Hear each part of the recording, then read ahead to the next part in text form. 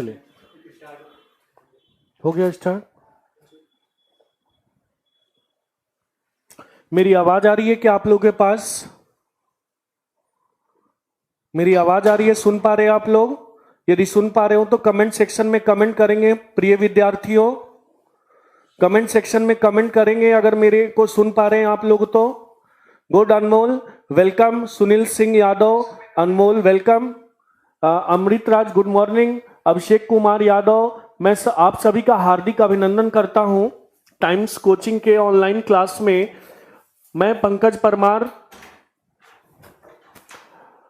Thank you. लेकिन सबसे पहले मैं ये बताना चाहूंगा आप लोग का ध्यान कमेंट पे नहीं होना चाहिए, आप लोग का ध्यान पढ़ने पर होना चाहिए। अगर कोई समस्या है तो आप उसे कमेंट करें, ठीक है? बाकी मैं आप लोग, ठीक है, वेरी गुड मॉर्निंग, ठीक है, गुड इवनिंग सागर सिंह सिंधु, आशीर्वाद बच्चे सदा सफल हो, पुनीत वैश्य सफल हो बेटा। चलो अब हम लोग बात करते हैं आज हिंदी में कैसे क्या पढ़ना चाहिए, और मुख्यतः आप लोग यूपीएसआई से ही संबंधित परीक्षा को देने जा रहे हो, कुछ यूपीएसएससी से हैं। तो मैं एक बात आपको क्लियर कर दूं, एक बात आपको बता दूं आपको कि जो भी हम व्याकरण पढ़ेंगे वो समग्र रूप से व्याकरण पढ़ेंगे, जो भी हम व्याकरण पढ़ेंगे वो समग्र रूप से व्याकरण पढ़ेंगे। तो हम ये नहीं सोचेंगे कि सर यूपीएसआई के लिए और एमपीएसआई के लिए और यूपीएसएससी के लिए, नहीं। हमें अगर संज्ञा पढ़ना है तो उस पर इतना कमांड हो जाना चाहिए, उस पर आप इतना कमांड कर लो संज्ञा पे, ताकि वहां से कोई भी प्रश्न आए तो वो गलत नहीं हो। अमृत राज वेरी गुड बेटा, कोई बात नहीं है, कोई भी दरोगा हो, हमारा, मैं बार बार बोल रहा हूं कि हमारा पूरा फोकस होगा, हमारा पूरा ध्यान जो होगा वो किस पे होगा, तो समग्र हिंदी व्याकरण पे होगा। चलिए अब हम आज आरंभ करते हैं क्लास को, क्लास का आरंभ करते हैं। तो सबसे पहले हम ये देखते हैं, ध्यान दो, अब आप लोग सुनो, ठीक है? कमेंट पे ज्यादा ध्यान मत दो, अन्यथा होगा क्या, आप डेविएट हो जाओगे, रास्ता से भटक जाओगे। समझना क्या है, ठीक है ना? तो अब समझिएगा, हिंदी में पहला टॉपिक जो हम करेंगे, पहला टॉपिक ये करेंगे बेटा, पहला टॉपिक हमारा है भाषा, भाषा, उपभाषा, उपभाषा, बोली, भाषा, उपभाषा, बोली, राष्ट्रभाषा, राष्ट्रभाषा और राजभाषा, राष्ट्रभाषा, राजभाषा, इन सब में क्या अंतर है, ठीक है? पहला टॉपिक, हाँ ठीक है, धन्यवाद अंकुश पाठक, मैं आपका हार्दिक अभिनंदन करता हूं, ठीक है? चलिए अब आप लोग कमेंट सेक्शन पे मत जाइए, मेरी आवाज आपको मिल रही है? तो अब मैं जो भी टॉपिक है, जहां से भी प्रश्न पूछे जाते हैं, सबके कमेंट्स हो रहे हैं लेकिन मैं देख नहीं पा रहा हूं, कमेंट बहुत तेजी से ऊपर जा रहे हैं, तो ध्यान दीजिए। भाषा, उपभाषा, बोली, राष्ट्रभाषा, राजभाषा और हिंदी और भारतीय संविधान, यानी हिंदी का भारतीय संविधान में कहां जिक्र है, कैसे क्या है, कौन से अनुच्छेद में कहा गया है कि संघ की राजभाषा हिंदी और लिपि देवनागरी होगी, ये सब बातें हम यहां करेंगे। तो यहां से किसी भी परीक्षा में 1 से 2 प्रश्न पूछे जाते हैं। ध्यान दो, कभी कभी पूछता है विभाषा क्या है, विभाषा क्या है, तो पूछेगा भाषा क्या है, उपभाषा क्या है, बोली क्या है, विभाषा क्या है, परिनिष्ठ भाषा क्या है, ध्यान दो, परिनिष्ठ भाषा क्या है, ठीक है ना? फिर देखो, मैं सबको अलग अलग करके बताऊंगा कि भाषा क्या है, उपभाषा क्या है, बोली क्या है, विभाषा क्या है, परिनिष्ठ भाषा क्या है, राष्ट्रभाषा क्या है, राजभाषा क्या है, फिर संपर्क भाषा क्या है, संपर्क भाषा क्या है।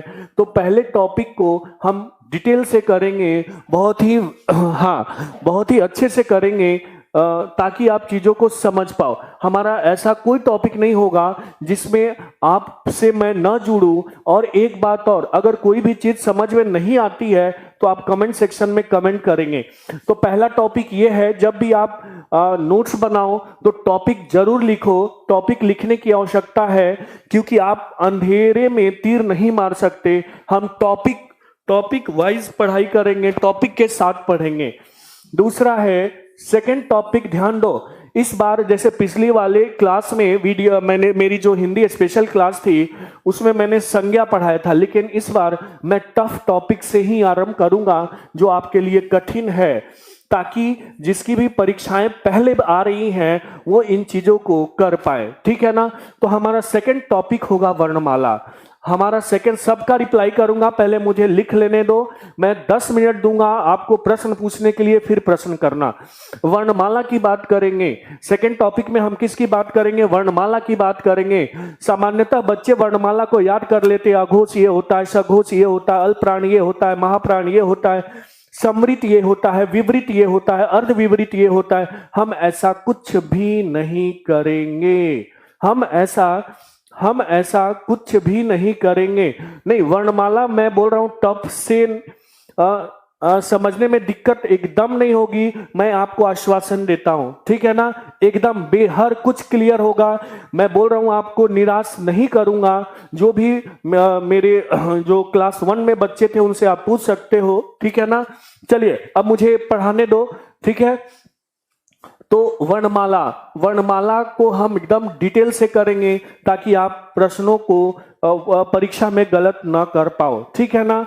वर्णमाला के बाद तीसरा हमारा टॉपिक पता है क्या होगा? संधि होगा। तीसरा टॉपिक क्या होगा? संधि होगा, ध्यान रखना। और संधि को भी खूब डिटेल से करने की आवश्यकता है, इसको विस्तार पूर्वक करने की आवश्यकता है, अन्यथा सब कुछ जानते हुए यहां से प्रश्न क्या हो जाते हैं? गलत हो जाते हैं। आपको आदत है कि बस विद्यालय का संधि विच्छेद याद रख लो और वही करके चले जाओ, ऐसा कुछ नहीं आता। ठीक है। सरल प्रश्न तो आते हैं, मैं ये मना नहीं कर रहा, लेकिन हमारा मुख्य जो फोकस होगा, हम सरल के साथ साथ कठिन प्रश्नों को भी करेंगे। ग्रामर ही आता है, संज्ञा सर्वनाम क्रिया बेटा एकदम आता है, उसको मैं इसके बाद सीक्वेंस में मैं लिख रहा हूं, अंकुश ध्यान दो। ठीक है। पहले मुझे सारा सिलेबस लिख लेने दो, उसके बाद अगर आपको लगता है कि कुछ रहता है फिर कमेंट करना। हरे राम लिखते हैं कि सर पीडीएफ टॉपिक स्टार्ट से पहले दे दीजिए कीजिएगा। बेटा जैसे भाषा का मैंने पढ़ा दिया, ठीक है, तो इसके बाद फिर मैं पीडीएफ भेज दूंगा। ठीक है। प्रश्न रहेंगे और साथ में उसके आंसर रहेंगे। ठीक है ना। विशाल यादव हार्दिक अभिनंदन है आपका। ठीक है। अब मुझे फिर आगे लिखने दो। संधि में सर्वाधिक प्रश्न जो पूछे जाते हैं वो स्वर संधि से पूछे जाते हैं। कौन सी संधि से पूछे जाते हैं? स्वर संधि से पूछे जाते हैं। उसके बाद जो प्रश्न पूछे जाते हैं, व्यंजन संधि से प्रश्न पूछे जाते हैं, फिर विसर्ग संधि से प्रश्न पूछे जाते हैं। यानी कि तीनों संधियों को हमें अच्छे ढंग से पढ़ना पड़ेगा। संधि के बाद नेक्स्ट हमारा टॉपिक जो होगा वो समास होगा। नेक्स्ट टॉपिक कौन सा होगा? समास होगा। बहुत ही सरल है समास, बहुत ही सरल है। संधि भी बहुत सरल है, वर्णमाला भी सरल है।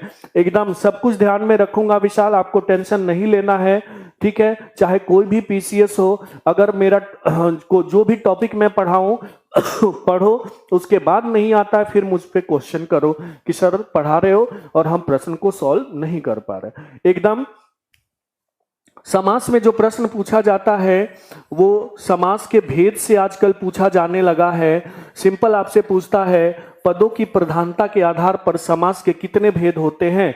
आप लिखते हो 6, जबकि गलत है। पदों की प्रधानता के आधार पर समास के 4 भेद होते हैं। यानी कि यहाँ जो समस्याएं हैं उसको मैं बताऊंगा। ठीक है, कि कैसे हम इन सब चीजों को करें। ठीक है। समास में समास के भेद, फिर पूछा जाता है समास की पहचान, कौन सा समास है। ठीक है। समास की पहचान पूछा जाता है, यानी कि अगर 2% प्रश्न भेद से आते हैं तो कम से कम 90% प्रश्न किससे आते हैं? समास की पहचान से पूछे जाते। एकदम सब नंबर दूंगा, आप टेंशन मत लो। ठीक है। तो ये 4 टॉपिक मैंने लिख दिया। ठीक है। नोट्स में जरूर इसको लिखोगे। ठीक है ना। समास के बाद नेक्स्ट हम लिखने जा रहे हैं, इसको मैं इरेज करता हूं। समास के बाद हम देखो कि कौन से टॉपिक? संज्ञा की बात करेंगे। समास के बाद किसकी बात करेंगे? संज्ञा की बात करेंगे। संज्ञा में जो सर्वाधिक प्रश्न पूछा जाता है जो सर्वाधिक प्रश्न पूछा जाता है वो भाववाचक संज्ञा से पूछा जाता है। चाहे आप किसी साल का पेपर उठा के देख लो, किसी वर्ष का पेपर आप देख लो, वहां से भाववाचक संज्ञा से प्रश्न पूछा ही पूछा जाएगा। ठीक है, कहां से प्रश्न पूछा जाएगा? क्योंकि भाववाचक संज्ञा और विशेषण में अक्सर आप कंफ्यूज हो जाते हो। अक्सर आप जैसे पूछ देगा क्रोध और क्रोधी में विशेषण कौन सा है, भाववाचक कौन सा है, तो क्रोध जो है वो भाववाचक संज्ञा है और क्रोधी क्या है, विशेषण है। अब इसको कैसे करेंगे वो मैं आगे बताऊंगा, लेकिन आप एक बार सेंस को समझो। प्रश्न कैसे, ज्यादा आवश्यक है ये समझना कि प्रश्न कैसे पूछे जाते हैं, प्रश्न कैसे पूछे जाते हैं। क्योंकि अगर प्रश्नों की प्रवृत्ति की समझ आपको हो गई तो आपको सफल होने से कोई भी रोक नहीं सकता। क्लियर? उसके बाद जैसे अब मान लो ये तो सरल है कि क्रोध आपने भाववाचक और क्रोधी विशेषण टिक कर दिया, लेकिन अगर मैं पूछूं कि पाशविक और पशुता, इसमें विशेषण और भाववाचक संज्ञा कौन सा है, यहां थोड़ा सा कंफ्यूजन हो जाता है कि पाशविक तो मैं बता देता हूं, पाशविक विशेषण है, पशुता भाववाचक संज्ञा है। इसकी पहचान कैसे की जाती है जब मैं संज्ञा पढ़ाऊंगा तो बताऊंगा। उसके बाद संज्ञा के अन्य भेद जो हैं उसको हम करेंगे। ठीक है ना? तो जैसे व्यक्तिवाचक, जातिवाचक, ठीक है ना। संज्ञा के 3 ही भेद होते हैं हिंदी में, इसका आप विशेष रूप से ध्यान रखोगे। कैसे कंफ्यूजन क्रिएट होता है, प्रश्न पूछे जाते हैं तो उसका कैसे रिप्लाई करना है, ये सब मैं ट्रेन करूंगा, आपको टेंशन नहीं लेना है। संज्ञा के बाद नेक्स्ट टॉपिक हमारा होगा सर्वनाम। सर्वनाम से जो सर्वाधिक प्रश्न पूछे जाते हैं वो निजवाचक सर्वनाम से पूछे जाते हैं। कौन से सर्वनाम से पूछे जाते हैं? हर बार निजवाचक सर्वनाम से पूछे जाते हैं। उसके बाद अन्य भेद से पूछे जाते हैं। जो इसके अलावा भेद है इसका विशेष रूप से आप ध्यान रखोगे। संज्ञा सर्वनाम के बाद नेक्स्ट हमारा टॉपिक होगा विशेषण। नेक्स्ट हमारा टॉपिक होगा विशेषण, और विशेषण से जो सर्वाधिक प्रश्न पूछे जाते हैं वो सार्वनामिक विशेषण से पूछे जाते हैं। किससे पूछे जाते हैं? सार्वनामिक विशेषण से, सार्वनामिक विशेषण से पूछे जाते। क्योंकि लगता तो आपको सर्वनाम है, होता क्या है? लगता तो सर्वनाम है लेकिन होता क्या है? होता क्या है? विशेषण होता है। अभी कोई भी कमेंट न करे, ठीक है? मैं सबको मैंने बताया है, मैं 10 मिनट का टाइम दूंगा, जिसको जो कुछ पूछना है वो पूछेगा। अभी मुझे पढ़ाने पे फोकस करने दो, सिलेबस को लिखवा लेने दो, उसके बाद जो भी आप 10 मिनट मैंने बता दिया है टाइम दूंगा। विशेषण, तब तक आप ऑनलाइन रहो। विशेषण के बाद, विशेषण में सर्वाधिक प्रश्न सार्वनामिक विशेषण से पूछे जाते हैं। उसके बाद अन्य भेद से प्रश्न पूछे जाते हैं, जो इसके अलावा भेद है। यानी कि जब भी आप रिवीजन करोगे फोकस आपका सर्वनामिक विशेषण पे होना चाहिए। सर्वनाम का रिवीजन करो निजवाचक सर्वनाम पे, संज्ञा का रिवीजन करो भाववाचक संज्ञा पे, फोकस होना चाहिए। ठीक है ना? अब चलो इसको मैं डिलीट करता हूं। ठीक है, अब फिर विशेषण के बाद हम करेंगे क्रिया। क्या हम करेंगे? क्रिया करेंगे। क्रिया में आप सब कुछ पढ़ लेते हो, लेकिन अकर्मक और सकर्मक नहीं पढ़ते। अकर्मक और सकर्मक नहीं पढ़ते। पढ़ भी लेते हो तो बहुत सरल तरीके से पढ़ते हो, और वो प्रश्न पूछा नहीं जाता। सरल तरीके से जो भी प्रश्न आते हैं वो पूछे नहीं जाते। तो ध्यान रखना कि अकर्मक सकर्मक को पढ़ना है तो डेप्थ में पढ़ना है। उसके बाद जो हमारा नेक्स्ट टॉपिक होगा, इसी में क्रिया में जो क्रिया के अन्य भेद हैं उसको हम करेंगे। ठीक है ना? क्लियर हुआ? क्रिया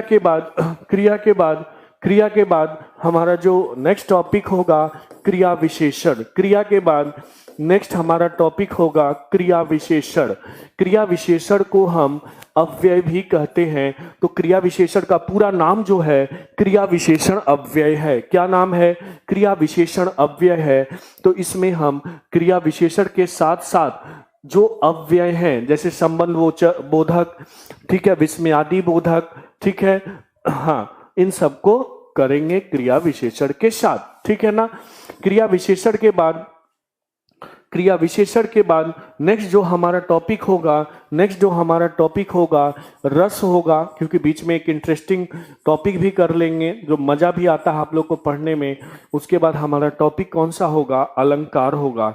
लगभग मैं 30 से 40 अलंकार कराऊंगा, ध्यान रखना 30 से 40 अलंकार कराऊंगा मैं। और अलंकार में कभी हमें ये नहीं करना है कि बस अनुप्रास पढ़ लिया और आगे चले गए। अनुप्रास के प्रकार भी पढ़ने हैं, जैसे छेका अनुप्रास, लाटा अनुप्रास, वृत्त्या अनुप्रास, अनंत्य अनुप्रास। उसके बाद नेक्स्ट हमारा टॉपिक होगा उपसर्ग और प्रत्यय। कौन सा टॉपिक होगा, खूब प्रश्न पूछा जाता है किसी भी परीक्षा में, उपसर्ग और प्रत्यय से खूब प्रश्न पूछा जाता है। अगर उपसर्ग प्रत्यय नहीं पढ़े तो पढ़ना क्या है, अधूरा है, ठीक है ना। चलो अब इसको भी मैं डिलीट करता हूं और नेक्स्ट मैं लिखता हूं, ठीक है। उपसर्ग प्रत्यय के बाद हम लिंग करेंगे, लिंग के बाद वचन करेंगे, ठीक है।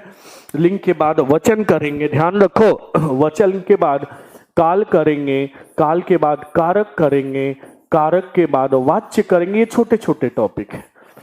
वचन करेंगे, काल करेंगे, कारक करेंगे, कारक के बाद वाच्य करेंगे, ठीक है। ये देखो लिंग, वचन, काल, कारक, वाच्य, छोटे छोटे टॉपिक है, ठीक है। उसके बाद जब ये खत्म हो जाएगा तो हम छंद करेंगे। क्या करेंगे, छंद करेंगे। और यूपीएसआई में तो छंद से प्रश्न कंपलसरी है, पूछा ही जाता है, ठीक है। क्लियर हुआ। छंद के बाद नेक्स्ट हमारा जो टॉपिक होगा वर्तनी होगा। नेक्स्ट हमारा टॉपिक वर्तनी होगा और वर्तनी में पर डे लगभग 5 से 10 करा दूंगा। क्लास खत्म होने से 5-10 मिनट पहले 5-10 वर्तनी पर डे करा दूंगा। वर्तनी के बाद पर्यायवाची शब्द करा दूंगा। वर्तनी के बाद पर्यायवाची शब्द, पर्यायवाची शब्द के बाद नेक्स्ट हमारा टॉपिक होगा विलोम शब्द। ध्यान रखना, पर्यायवाची शब्द के बाद विलोम शब्द होगा। फिर होगा शब्द भेद, जैसा आप लोगों ने सुना होगा कि तत्सम शब्द, तद्भव शब्द। यहाँ बच्चे बड़ी कंफ्यूज होते हैं। तत्सम शब्द, तद्भव शब्द, देशज शब्द, तत्सम शब्द, तद्भव शब्द, देशज शब्द, विदेशज शब्द, तत्सम शब्द, तद्भव शब्द, देशज शब्द, विदेशज शब्द, ठीक है। संकर शब्द, कौन सा शब्द, संकर शब्द, ठीक है। उसके बाद विकारी शब्द, अविकारी शब्द, विकारी शब्द के बाद अविकारी शब्द, उसके बाद रूढ़ शब्द। ध्यान दो, अगर यहाँ ना दिखता हो तो आप वीडियो को ध्यान से सुन लेना। रूढ़ शब्द मैं दो बार रिपीट भी करता हूँ। यौगिक शब्द और योग रूढ़ शब्द, यौगिक शब्द और योग रूढ़ शब्द, यहां से प्रश्न पूछे जाते हैं, ठीक है ना। उसके बाद फिर नेक्स्ट जो हमारा टॉपिक है, ध्यान देना, नेक्स्ट जो हमारा टॉपिक है, ठीक है, रूढ़ शब्द, यौगिक शब्द, योग रूढ़ शब्द, इन सब के बाद यानी शब्द भेद के बाद हमारा टॉपिक है वाक्य भेद। कौन सा टॉपिक है, वाक्य भेद टॉपिक है। वाक्य भेद में हम सरल वाक्य, मिश्र वाक्य और संयुक्त वाक्य की बात करेंगे। किसकी बात करेंगे हम, सरल वाक्य, हाँ थोड़ी सी प्रॉब्लम है, ठीक है। सरल वाक्य, मिश्र वाक्य और संयुक्त वाक्य की बात करेंगे, ठीक है ना, ठीक है ना। क्लियर है यहाँ तक क्लियर है।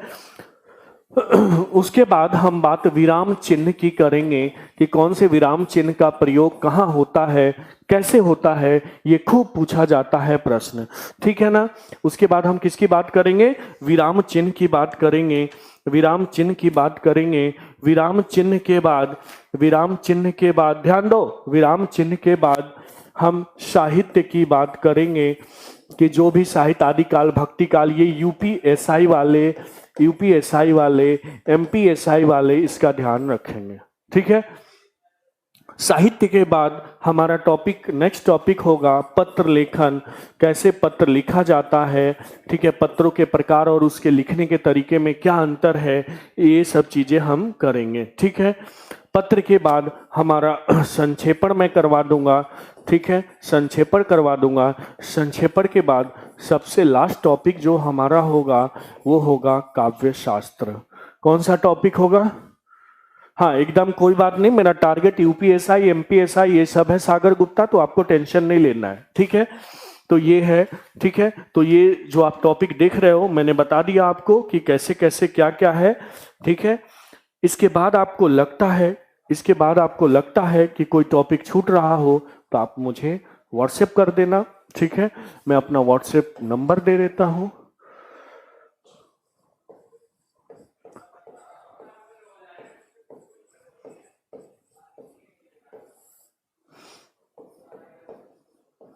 नाम तो पता ही होगा, पंकज,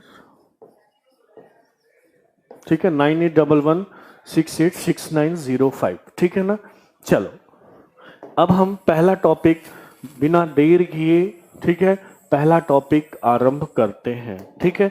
अगर कोई टॉपिक रहता है तो मुझे जरूर आप व्हाट्सएप करना, ठीक है। चलिए, क्लियर है? यहां तक क्लियर है? कमेंट करेंगे, यहां तक क्लियर है क्या? यहां तक किसी को डाउट है सिलेबस में? यहां तक सिलेबस में किसी को डाउट है? कमेंट करेंगे फटाफट, जितने लोग भी ऑनलाइन हैं कमेंट करेंगे। अगर किसी को डाउट हो तो हाँ बताइए। सागर गुप्ता क्या डाउट है? चलिए 7:30 रहेगी। हाँ एकदम खुशबू, टेंशन नहीं लेना है, ठीक है। टोटल कम से कम 50 से एवं वीडियो मिलेंगे आपको। 60 to 80 आवर की क्लास होगी, ठीक है ना। 60 to 80 आवर की क्लास होगी, ठीक है। चैट पब्लिक नहीं कराएंगे बेटा। होता क्या है सागर गुप्ता, पब्लिक करने से एक दूसरे का चैट लोग पढ़ते हैं, ठीक है ना। तो चलिए अब आपको ध्यान किस पे देना है? कमेंट पे नहीं देना है। मैं बार बार बोलता हूं, अब आपको पढ़ने पर ध्यान देना है। नो कमेंट, अगर डाउट है तभी कमेंट, अन्यथा कोई कमेंट नहीं आना चाहिए एकदम। लेकिन लंबा सिलेबस है तो आप भी बहुत लंबे हो अनमोल, और आपके अंदर पोटेंशियल है, आपके अंदर क्षमता है, ठीक है ना। कोई समस्या नहीं आएगी, ठीक है। अब मुझे पढ़ाने दो, कमेंट नहीं, कमेंट पे ध्यान नहीं, पढ़ने पर ध्यान। चलो पहला टॉपिक था, पहला टॉपिक है भाषा। मैंने लिखा था भाषा, उसके बाद लिखा था उपभाषा, लिखा था, फिर लिखा था बोली, फिर लिखा था राष्ट्रभाषा, फिर लिखा था राजभाषा। ये सब चीजें मैंने लिखी थी। तो इसी पहले टॉपिक को हम आरंभ करते हैं, ठीक है। ध्यान दो, अब हम बात करेंगे। अब मैं जो अगर पूछता हूं तो उसका रिप्लाई जरूर करो। अब यहां से आपका सिलेबस आरंभ हो रहा है, तो आप लोग सभी तैयार हो? अब हम आरंभ करते हैं, ठीक है। बात हम करेंगे भाषा की। सबसे पहला बात होना चाहिए भाषा की, ठीक है। तो भाषा देखो है क्या? भाषा जो है वो संस्कृत के, भाषा जो है वो संस्कृत के भास धातु से बना है। संस्कृत के किस धातु से बना है? भास धातु से बना है। किस धातु? तो ये तो पहला प्रश्न यहीं से पूछा जाता है। भास का अर्थ जानते हो क्या होता है? भास का अर्थ होता है अभिव्यक्त करना। क्या अर्थ होता है बच्चों? भास का अर्थ होता है अभिव्यक्त करना। अभिव्यक्त करना अर्थात भावों को व्यक्त करना। भावों को क्या करना? व्यक्त करना, ठीक है। और भावों को व्यक्त करने के लिए हमें किसकी आवश्यकता पड़ती है? एकदम मिलेगी, हरे राम, आप टेंशन मत लो। किसकी आवश्यकता पड़ती है? हमें भाषा की आवश्यकता पड़ती है। क्लियर हुआ? भाषा की आवश्यकता पड़ती है। अब पूछेगा कि आप अपने भावों को कितने ढंग से, कितने प्रकार से अभिव्यक्त करते हो? आप अपने भावों को कितनी प्रकार से अभिव्यक्त करते हो? तो इसको हम बोलते हैं कि भाषा के कितने माध्यम होते हैं। भाषा के कितने माध्यम होते हैं, अर्थ या पूछेगा कि अभिव्यक्ति के कितने माध्यम होते हैं, या तीसरा पूछेगा कि भाषिक अभिव्यक्ति के कितने माध्यम होते हैं। कोई बताएगा क्या? अपने आप को, भावों को, अपने भावों को अभिव्यक्त आप कितने तरीके से करते हो? तो पहला ऑप्शन देता हूं 2, 3, 4 और 1। अगर ये प्रश्न पूछ दे क्या कमेंट करोगे? जल्दी बताओ, क्या कमेंट करोगे?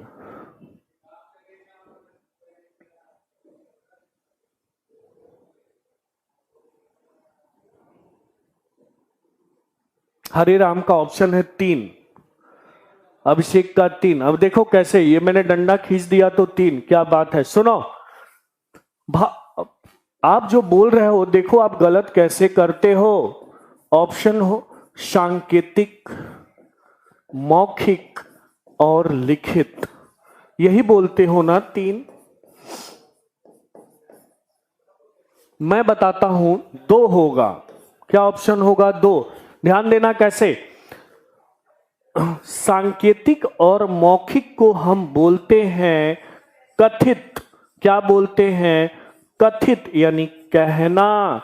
और लिखित तो अलग है। अगर इंग्लिश में मैं पूछूं, रूबी जो आप लोग तीन आंसर दे रहे हो, इंग्लिश में कितने कम्युनिकेशन के स्किल होते हैं? वर्बल और नॉन वर्बल। कितने होते हैं? दो ही होते हैं ना, वर्बल और।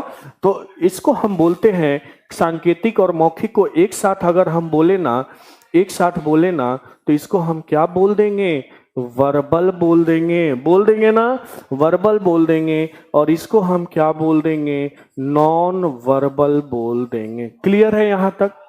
यहां तक। तो अब पूछेगा कि अपने अभिव्यक्ति के कितने माध्यम होते हैं, भावों को कितने प्रकार से व्यक्त किया जा सकता है, ठीक है, या भाषा के कितने माध्यम हो सकते हैं, भाषा के कितने माध्यम हो सकते हैं। तो अगर दो तीन ऑप्शन में है तो दो टिक करो, दो टिक करो। अगर दो ऑप्शन में नहीं है तो मजबूरी बस तीन टिक करो। अगर मान लो तीन चार एक और इनमें से कोई नहीं है तो फिर इनमें से कोई नहीं है टिक करो। आ गई बात समझ में? आ गई बात समझ में या नहीं आई? फिर मैं समझा दूं, ध्यान दो। संकेतिक और मौखिक को हम कथित क्यों बोलते हैं? क्योंकि मौखिक और संकेत क्या है? एक तरह से कहना ही तो है। जैसे आपके परिवार, मान लो आपके घर कोई आया, आपके घर कोई आया और आप उसको देखते ही बोले आ गया, आ गया। अब ये भी संकेत क्या है? एक तरह से उसको क्या मिल गया? वर्बल मिल गया कि यार ये मुझे पसंद नहीं करता। तो ये दोनों सेम होते हैं, लेकिन किताब 10 तरह की बातें लिखेंगी और जो ऑथेंटिक बुक नहीं है ना, उससे पढ़कर फेल ही हुआ जा सकता है, पास नहीं हुआ जा सकता है। तो ध्यान रखो। सबसे पहला प्रश्न, भाषा संस्कृत के किस धातु से निर्मित है? भास धातु से निर्मित है। भास का क्या अर्थ है? अभिव्यक्त करना, भावों को व्यक्त करना, ठीक है। अब अभिव्यक्ति के कितने माध्यम हैं? तो दो माध्यम हैं, कथित और लिखित। कथित के अंतर्गत दो आ जाएंगे, सांकेतिक और मौखिक, ठीक है। और इंग्लिश, और मान लो कोई कंफ्यूजन हो रही तो दिमाग में रखो कि वर्बल और नॉन वर्बल। यहां तक क्लियर है? यहां तक क्लियर है क्या?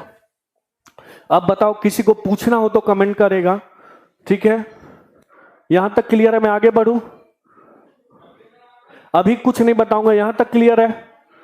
मैं जो प्रश्न पूछ रहा हूं वो बताइए। यहां तक क्लियर है? किसी को डाउट है? अरुण सागर गुप्ता, नितिन कुमार गुप्ता, बताइए कोई डाउट है तो। कोई डाउट है? चलिए अब हम आगे बात करते हैं।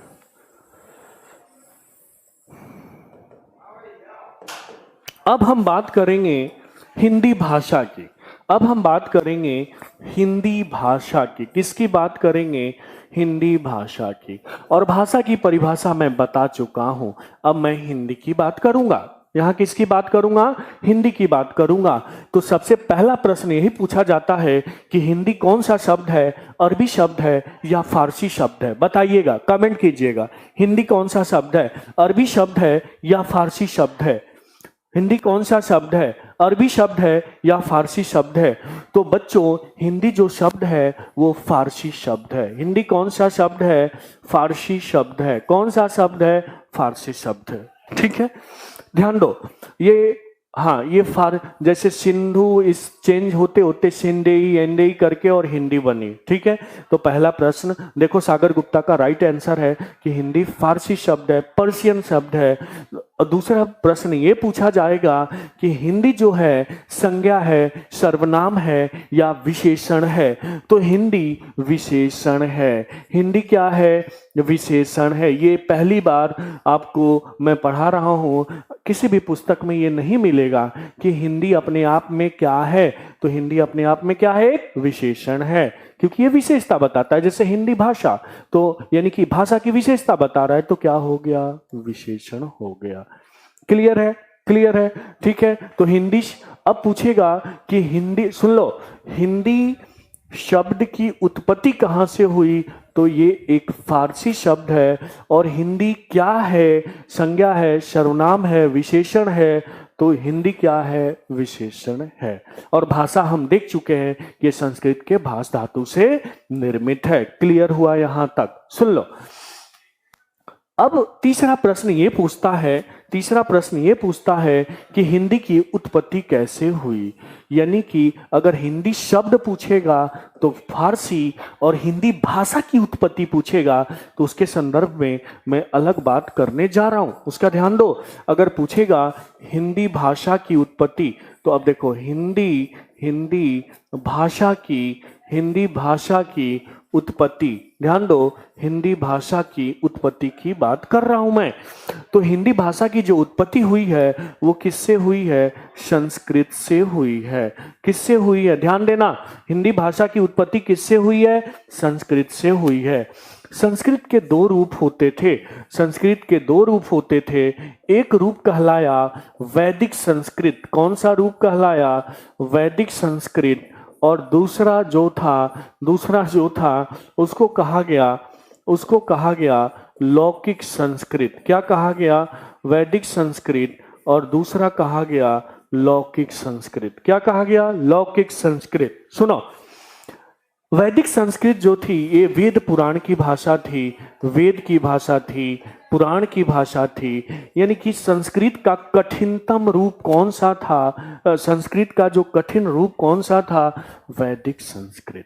कठिन रूप कौन सा था, वैदिक संस्कृत। और जब ये वैदिक संस्कृत और थोड़ी सी सरल हो गई तो क्या कहलाई, लौकिक संस्कृत। क्या कहलाई, लौकिक संस्कृत। यही लौकिक संस्कृत और सरल होती है, तो ये बन जाती है पाली। क्या बन जाती है, पाली सरल होती है तो प्राकृत बन जाती है। प्राकृत सरल होती है तो अपभ्रंश बन जाती है। अपभ्रंश सरल होती है तो अवहट बन जाती है। विद्यापति इसके प्रसिद्ध कवि थे और लिखते हैं, देसिल बैणा सब जन मिठा ते तैसैन जपहु अवहट्टा। मतलब देसी भाषा इतनी अच्छी है इसलिए मैं किसका जाप करता हूँ, अवहट का जाप करता हूँ। तो अवहट यानी कि पाली प्राकृत। अवहट के बाद कुछ समय के लिए अवहट आती है, अभी मैं आगे डिटेल में कराऊंगा। अवहट के बाद आती है पुरानी हिंदी। देखो, अवहट के बाद कौन सी हिंदी, पुरानी हिंदी। कौन सी हिंदी, पुरानी हिंदी। पुरानी हिंदी के बाद मध्यकालीन, म का लिख देता हूं, जगह नहीं है इधर, मध्यकालीन हिंदी। और मध्यकालीन हिंदी के बाद नेक्स्ट जो है वो है आधुनिक हिंदी। कौन सी हिंदी, आधुनिक हिंदी। ठीक है। अब तो यहां से फिर आपसे पूछा जाता है कि वेद पुराण उपनिषद अरण्यक की भाषा क्या थी, वैदिक संस्कृत थी। लौकिक संस्कृत में रामायण और महाभारत ये सब लिखे गए। रामायण और क्या लिखे गए, महाभारत। तो एक बात ध्यान रखो, आपसे मैं पूछूं कि रामायण महाभारत और ऋग्वेद में, मान लो वेद में मैंने एक एग्जाम्पल लिया, ऋग्वेद में इन दोनों में सबसे अधिक क्या पढ़ा गया, इन दोनों में सबसे अधिक क्या पढ़ा गया, कमेंट करेंगे। ऋग्वेद पढ़ा गया या महाभारत पढ़ा गया, ऋग्वेद पढ़ा गया या महाभारत पढ़ा गया, बताएंगे। ऋग्वेद पढ़ा गया या महाभारत पढ़ा गया, कमेंट करेंगे।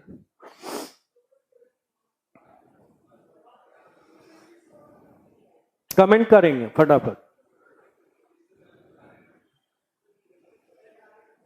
ऋग्वेद ज्यादा पढ़ा गया या महाभारत रामायण? गुड, अरुण का राइट आंसर है, नाइस, बहुत अच्छे अरुण। महाभारत और रामायण पढ़ा गया, क्यों? क्योंकि इसकी भाषा क्या थी, सरल थी। ऋग्वेद नहीं पढ़ा गया। ऋग्वेद कौन पढ़ता है यार, सबसे ज्यादा महाभारत। हरे राम, ऋग्वेद तो पढ़ना मुश्किल है, बहुत तो टफ संस्कृत है, वैदिक संस्कृत है। महाभारत रामायण घर घर में पढ़ी गई, ठीक है।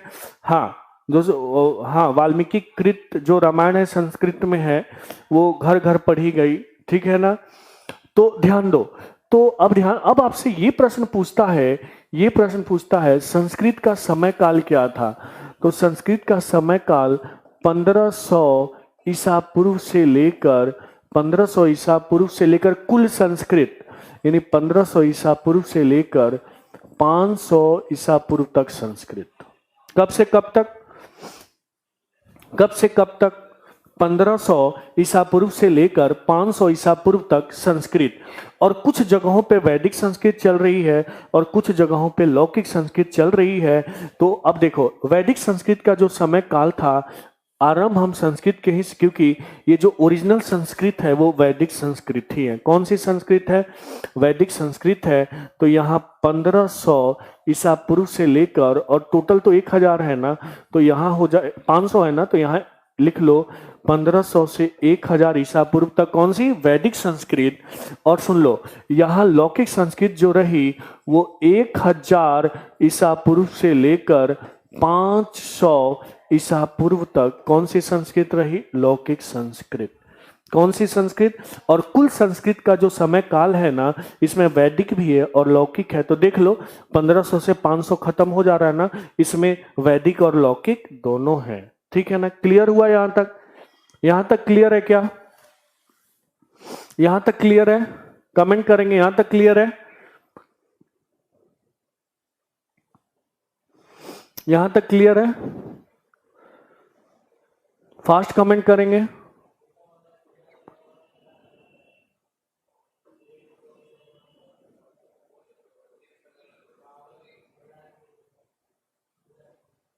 कमेंट करेंगे, क्लियर है? गुड सागर, गुड। क्योंकि जब तक कमेंट नहीं करोगे मैं आगे नहीं बढ़ूंगा, इसका ध्यान रखना। अब आपसे पूछता है कि पाली का समय काल। तो देखो 500 ये खत्म हो जा रहा है लौकिक संस्कृत, तो पाली का जो समय काल यहीं से आरंभ हो जाएगा 500 ईसा पूर्व से। विशेष ध्यान रखना है, 500 ईसा पूर्व से 1 ईस्वी तक। अब हम डेट लाइन, नंबर लाइन पे 1 पे आगे, ध्यान रखना। ऑप्शन होगा पाली का समय काल 500 ईसा पूर्व से 1 ईसा पूर्व, उसको टिक नहीं करना है। 500 ईसा पूर्व से 1 ईस्वी, कौन? पाली। पाली के बाद प्राकृत का जो समय काल है 1 ईस्वी से लेकर 500 ईस्वी। अब ईस्वी शुरू हो जाएगा। प्राकृत का समय काल क्या है? 1 ईस्वी से 500 ईस्वी। अपभ्रंश का जो समय काल है 500 ईस्वी से लेकर 1000 ईस्वी तक। ध्यान रखना, कहां से कहां तक है? 500 ईस्वी से लेकर 1000 ईस्वी तक अपभ्रंश का काल है। ठीक है ना? यहां तक एकदम फिक्स है। इसके बाद हर किताब में अलग अलग बातें लिखी हुई होंगी, क्योंकि एग्जैक्ट जो सोर्स है वो नहीं मिलता। ध्यान रखना, ठीक है? ध्यान देना। इसके बाद यहाँ क्लियरिटी नहीं है। तो किसी किसी किताबों में आपसे पूछेगा कि हिंदी की पहले की अवस्था कौन सी है। ध्यान देना, सागर गुप्ता ईस्वी और ईसा पूर्व में क्या अंतर है बता देता हूं। जैसे ये नंबर लाइन है, तो ईसा का जिस दिन जन्म हुआ उस दिन से ईस्वी, इससे पहले हम बोलते हैं ईसा पूर्व। ठीक है? तो हम उधर से आते हैं तो हमें 1 पे आना पड़ता है, इसलिए ज्यादा से हम कम की तरफ आते आते फाइनली 1 पे पहुंचते हैं। ठीक है? ध्यान दो। तो अब मैं फिर बता रहा हूं, पाली, प्राकृत और अपभ्रंश यहां तक फिक्स डेट है। इसके बाद अवहट का ये पूछा नहीं जाता, पूछा तो यहीं से जाएगा एग्जैक्ट। ठीक है? क्योंकि एग्जैक्ट डेट है। और अवहट का जो समय काल है, ध्यान देना, 1000 ईस्वी से लेकर लगभग 300 के आसपास, ये ज्यादा दिन नहीं है, यानी 1300। पुरानी हिंदी, अमीर खुसरो प्रसिद्ध कवि हैं, तो 1300 ईस्वी से लेकर 1500 से 1600 के आसपास ये चलता है। मध्यकालीन हिंदी 1500 ईस्वी से लेकर 1700 ईस्वी तक के आसपास। आधुनिक हिंदी 1700 से लेकर आज तक। क्लियर हुआ? क्लियर हुआ? आवाज सुनाई दे रही होगी? ठीक है? अगर मान लो कुछ लिखने में इधर उधर हुआ तो वीडियो को ध्यान से जरूर सुनना है। ठीक है? मैं एक बार फिर रिवाइज करा देता हूं। हिंदी भाषा की उत्पत्ति संस्कृत से हुई। संस्कृत के 2 रूप, वैदिक और लौकिक संस्कृत। वैदिक, हाँ, तोताई हिंद, ये सब बताऊंगा। वैदिक संस्कृत सरल होती है तो क्या बनती है? लौकिक संस्कृत ठीक है। लौकिक संस्कृत सरल होती है तो पाली, पाली मुख्यतः बौद्ध धर्म की भाषा थी। पाली क्या थी? बौद्ध धर्म की भाषा थी। अधिकांश अधिकांश अधिकांश बौद्ध धर्म पाली भाषा में लिखे गए। अधिकांश बौद्ध धर्म पाली भाषा में लिखे गए। त्रिपिटक, जिसमें विनय पिटक, सूत पिटक, अभिधम पिटक आता है, वो पाली भाषा में लिखा गया। ठीक है, हाँ साफ लिखते हैं। ठीक है, इसलिए मैं बोल रहा हूं कि थोड़ा ध्यान दो, ठीक है, सुनने पर। और प्राकृत का जो पाली का सरल रूप क्या कहलाया? प्राकृत। प्राकृत जैन धर्म की भाषा थी। प्राकृत कौन से धर्म की भाषा थी? जैन धर्म की भाषा थी। प्राकृत के बाद अपभ्रंश। अपभ्रंश लगभग सभी धर्मों की भाषा बन गई, क्योंकि जब भी भाषा सरल होती है तो बहुत जगहों पर बोली जाती है और समझी जाती है। अवहट, उसके बाद अवहट, अवहट के बाद पुरानी हिंदी, मध्यकालीन हिंदी, आधुनिक हिंदी, इसको आप लोग लिख लेंगे। संस्कृत का समय काल 1500 से 500 ईसा पूर्व, 1500 ईसा पूर्व से 500 ईसा पूर्व। वैदिक संस्कृत का 1500 ईसा पूर्व से 1000 ईसा पूर्व। ठीक है, लौकिक संस्कृत का 1000 ईसा पूर्व से 500 ईसा पूर्व। पाली का 500 ईसा पूर्व से 1 ईस्वी, ध्यान देना 1 ईस्वी। प्राकृत का 1 ईस्वी से 500 ईस्वी। अपभ्रंश का 500 ईस्वी से 1000 ईस्वी। अवहट का 1000 से 1300 ईस्वी। इसको याद नहीं करना है, आपको अपभ्रंश तक ही याद रखना है, लेकिन मैं बता दिया। अवहट का 1000 से 1300 ईस्वी, पुरानी हिंदी का 1300 से 1500 ईस्वी, मध्यकालीन हिंदी 1500 से 1700 ईस्वी, आधुनिक हिंदी 1700 ईस्वी से आज तक। इसको अब आपके नहीं, टेक्निकल इश्यू तो यहां कुछ नहीं है। ठीक है,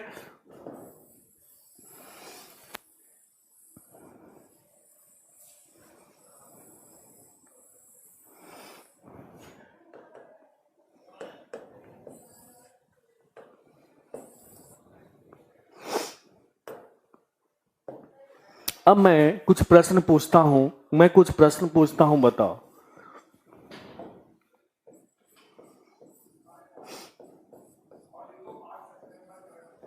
पाली का समय काल है, पाली का समय काल है। ऑप्शन है 500 ईसा पूर्व से 1000 ईसा पूर्व।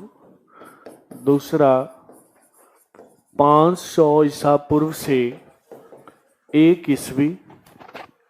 थर्ड 1 ईस्वी से 500 ईस्वी। चौथा है इनमें से कोई नहीं। कमेंट करेंगे पाली का समय काल क्या है? कमेंट करेंगे पाली का समय काल क्या है? गुड, राइट आंसर है खुशबू का, सुनील का भी राइट आंसर है, सागर का भी राइट आंसर है। Second, good. तो ये तो प्रश्न पहला हो गया। ठीक है, अब ध्यान दो।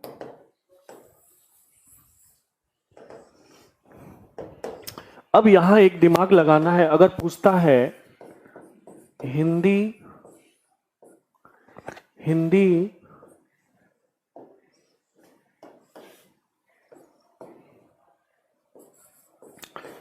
की पूर्वकालीन अवस्था है। हिंदी की पूर्वकालीन अवस्था है।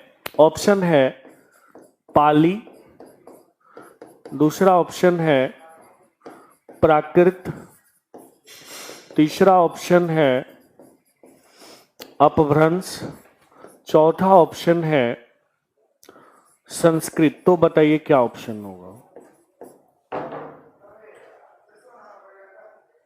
हिंदी की पूर्वकालीन अवस्था, और दूसरा प्रश्न अगर मैं इसको जोड़ दूं, हिंदी की उत्पत्ति किससे हुई है? हिंदी की उत्पत्ति, पहला संस्कृत, दूसरा पाली, तीसरा प्राकृत, चौथा अपभ्रंश। इसको भी बताएंगे आप लोग।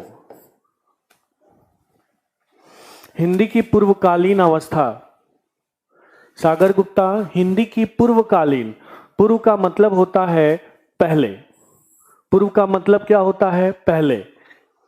तो ध्यान दो, अब ये देखो कि हिंदी की पहले कौन सी आई, तो ध्यान देना सब लोगों का गलत आंसर है, ठीक है। अब मैं यही फिर बताने जा रहा हूं, जैसे संस्कृत,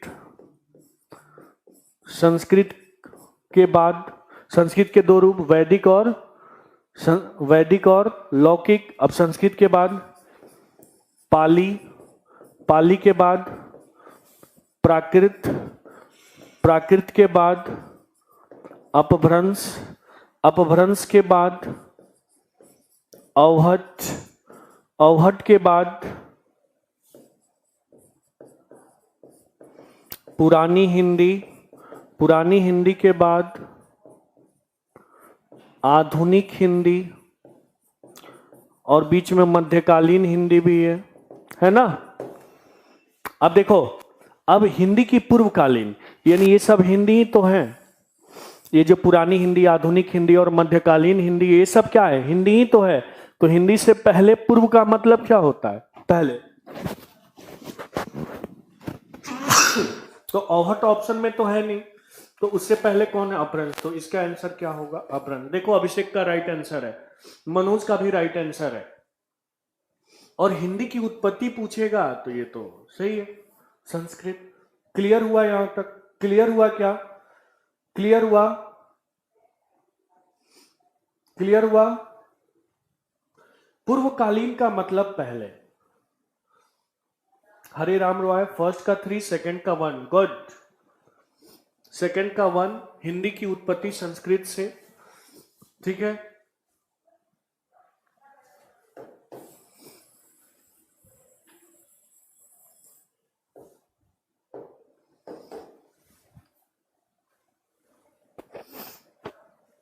अब हम थोड़ा सा अपभ्रंश को डिटेल में पढ़ते, क्योंकि आगे ये काम आएगा, ध्यान देना। जब हम उपभाषा करेंगे तो ये काम आएगा, और यूपीएसआई में खूब पूछा जाता है, एमपीएसआई में खूब पूछा जाता है, ठीक है। राजस्थान एसआई में खूब पूछा जाता है, पटवार में खूब पूछा जाता है।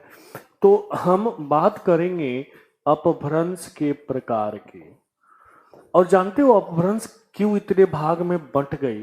क्योंकि पाली का सरल रूप प्राकृत कहलाया, प्राकृत का सरल रूप प्राकृत का सरल रूप अपभ्रंश कहलाया। अब अपभ्रंश इतनी सरल और सहज हो गई ना कि वो बहुत सारे भाग में क्या हो गई? बट गई। तो अपभ्रंश के प्रकार में अगर हम देखते हैं, अपभ्रंश के प्रकार में, इसको आप लोग जरूर नोट करना, नोट करना। और हम अपभ्रंश के प्रकार में लिखने जा रहे हैं, ठीक है। और मैंने लिखा सौर सेनी अपभ्रंश। क्या लिखा? सौर सेनी अपभ्रंश। एकदम ध्यान रखना, सौर सेनी अपभ्रंश, ठीक है। खूब पूछा जाता है ये सौर सेनी अपभ्रंश। के बाद दूसरा है, दूसरा है अर्ध, अर्ध मागधी अपभ्रंश। कौन सा अपभ्रंश है? अर्ध मागधी अपभ्रंश, ठीक है ना। अर्ध, हाँ, अपभ्रंश बताते हैं, सब बताएंगे अभी। अर्ध मागधी अपभ्रंश, अर्ध मागधी अपभ्रंश। उसके बाद है मागधी अपभ्रंश, ठीक है। मागधी अपभ्रंश, ये सब याद रखो, ठीक है। मागधी अपभ्रंश, ठीक है। उसके बाद है खस अपभ्रंश, खस अपभ्रंश, ठीक है। खस अपभ्रंश, ठीक है। खस अपभ्रंश के बाद, खस अपभ्रंश के बाद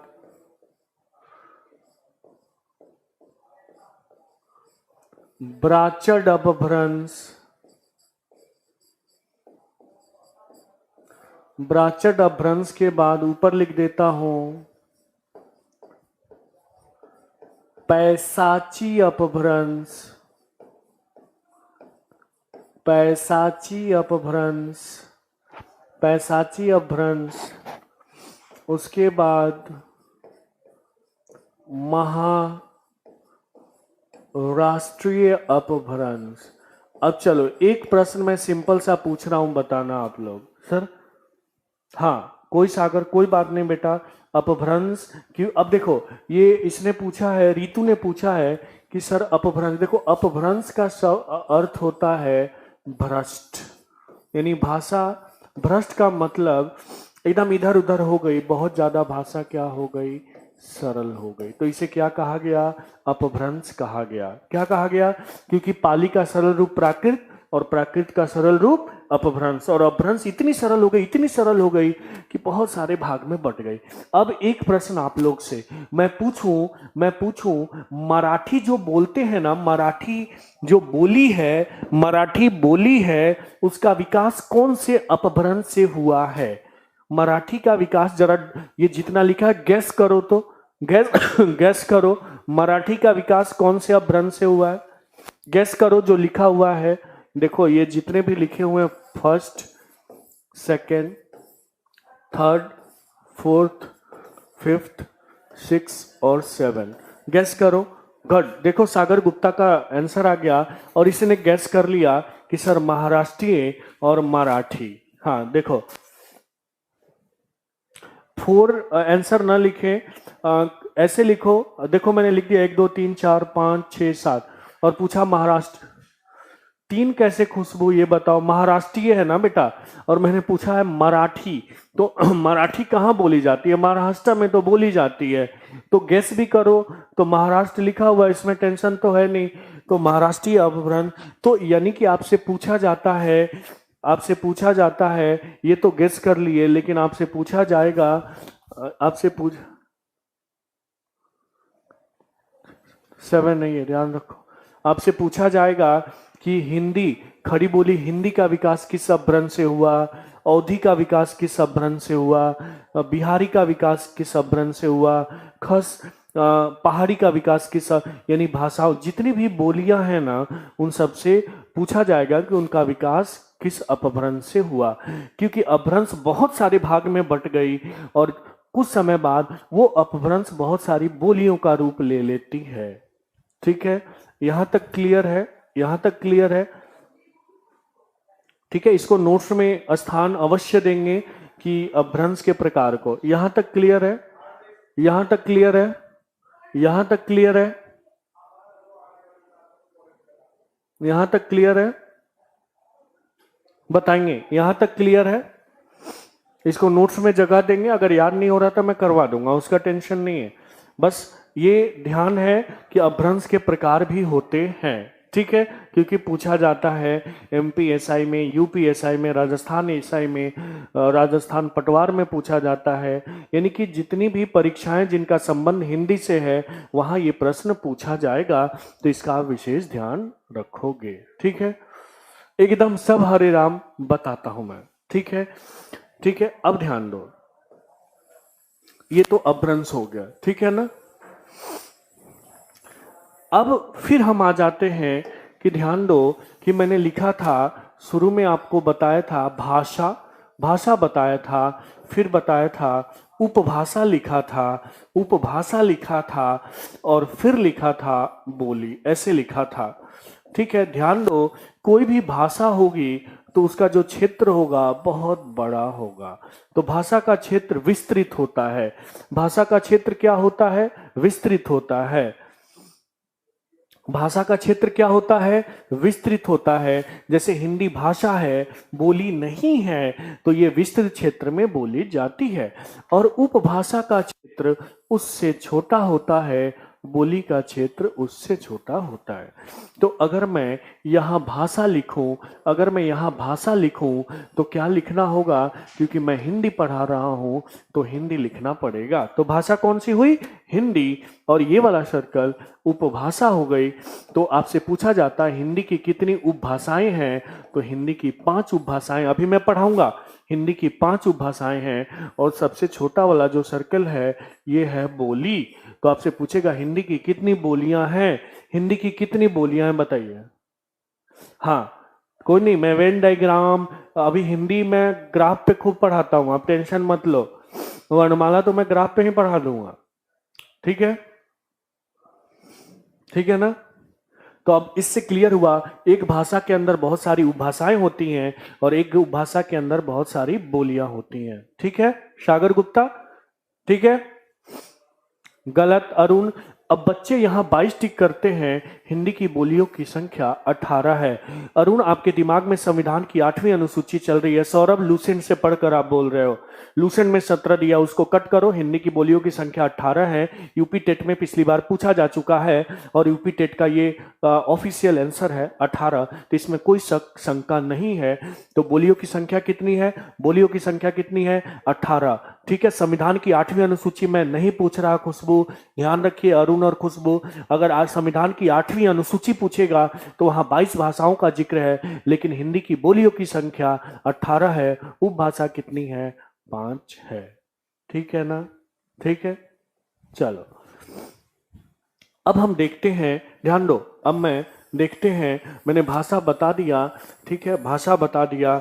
अब हम उपभाषा, अगर उपभाषा की परिभाषा पूछेगा तो आप ये बताओगे, उपभाषा की परिभाषा पूछेगा तो ये बताओगे कि उपभाषा का जो क्षेत्र होता है, उपभाषा का जो क्षेत्र होता है वो भाषा से क्या होता है? छोटा होता है। और बोली का क्षेत्र उपभाषा से छोटा, यानी कि हम अगर घटते हुए क्रम में लिखे तो सबसे पहले भाषा लिखेंगे, उसके बाद क्या लिखेंगे?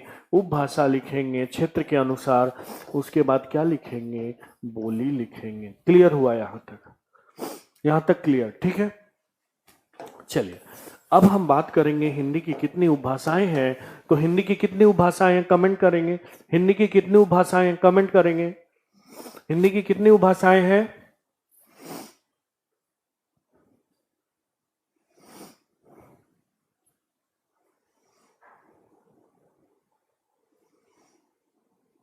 हिंदी की कितनी उपभाषाएं हैं?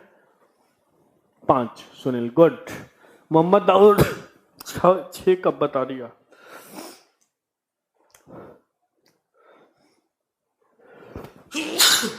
5 बताया ना, जो वेन डायग्राम बताया था। तो इसका विशेष ध्यान रखो, ठीक है ना? जब मैं बोल रहा हूं तो इसको आप लोग ध्यान रखो। 5 उपभाषाएं कौन कौन सी है देखो, मैं 5 उपभाषाओं की बात कर रहा हूं।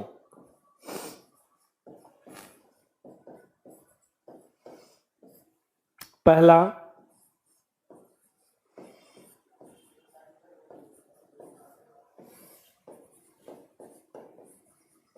पश्चिमी हिंदी, पहला है पश्चिमी हिंदी। दूसरा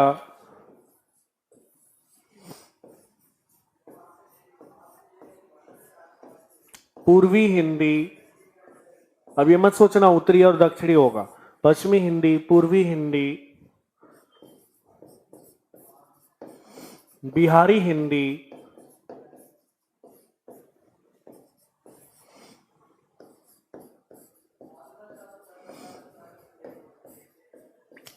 राजस्थानी हिंदी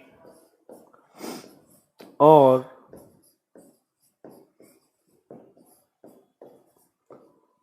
पहाड़ी हिंदी। ठीक है,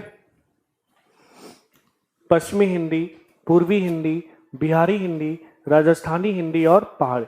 अब देखो पश्चिमी हिंदी में कौन कौन सी आती है? पहला खड़ी बोली, खड़ी बोली, ठीक है। सबको हम 1 बाय 1 18 बोलियों को डिटेल में करेंगे। खड़ी बोली, हरियाणवी,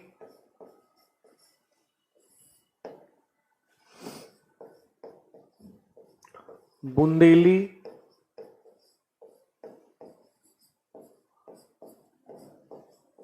कन्नौजी,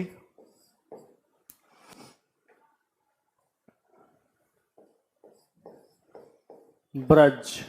पूछेगा ब्रज क्या है तो आपको भाषा नहीं लिखना है, क्या लिखना है? बोली है या विभाषा है। अभी आगे बताऊंगा विभाषा क्या है।